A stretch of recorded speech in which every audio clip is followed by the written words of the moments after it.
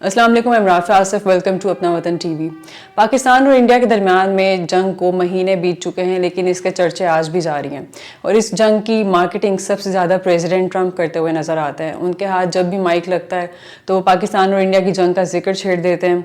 कोई ऐसा मौका नहीं होता जिस पर वो इस जंग का जिक्र ना करें और ना ही कोई ऐसा लीडर होता है जिसके सामने वो इस जंग का तस्करा ना छेड़ें।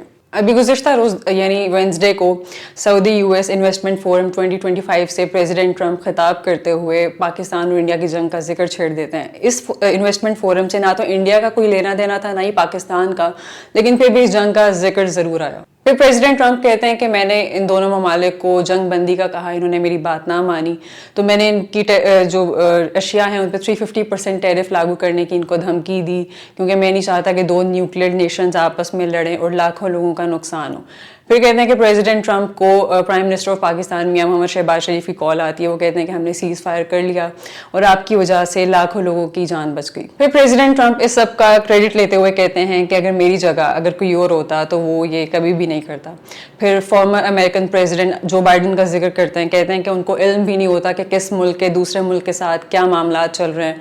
मेरी जगह अगर कोई और प्रेसिडेंट होता वो इतनी कोशिशें कभी भी नहीं करता। अब अगर इस सारी बात को हम इंडिया के पॉइंट ऑफ व्यू से सोचें तो इंडियन मीडिया या इंडियन गवर्नमेंट मोदी को ये चीज़ बिल्कुल पसंद नहीं है कि प्रेसिडेंट ट्रंप किसी ना किसी फोरम पे कोई भी मीडिया टॉक होती है उसमें पाकिस्तान और इंडिया का जिक्र छेड़ देते हैं, क्योंकि उससे उनकी परेशानी में इजाफा होता है। मोदी इस जंग को भूलना चाहते हैं, लेकिन प्रेसिडेंट ट्रंप किसी ना किसी मौके पे किसी ना किसी फोरम पे उनको दोबारा याद दिला देते हैं। लेकिन बात यहाँ पे प्रेसिडेंट ट्रंप तक नहीं रुकती। अमरीकी सरकारी रिपोर्ट्स भी इंडिया की परेशानियों में इजाफा करती रहती हैं। जैसे कि अभी 2 दिन पहले अमेरिका की कांग्रेस में एक रिपोर्ट जमा करवाई गई जिसमें ये साफ लिखा था कि कैसे इस साल में मई के महीने में पाकिस्तान और इंडिया के दरमियान होने वाली जंग में पाकिस्तान को कैसे बढ़तरी हासिल हुई। और अभी मंगल के रोज़ एक US China economic and security review commission ने एक रिपोर्ट जमा करवाई। उसमें ये क्लियरली लिखा था कि कैसे पाकिस्तान और इंडिया की जंग में जो पाकिस्तान को बढ़तरी हासिल हुई उस बढ़तरी की वजह से चाइनीज़ वेपन्स को कैसे पॉपुलैरिटी मिली।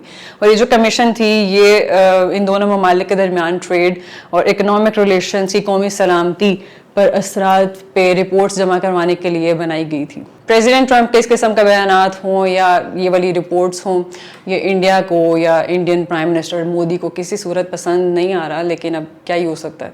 आज के लिए इतना ही। See you in the next video इंशाल्लाह। टिल देन, अल्लाह हाफिज़।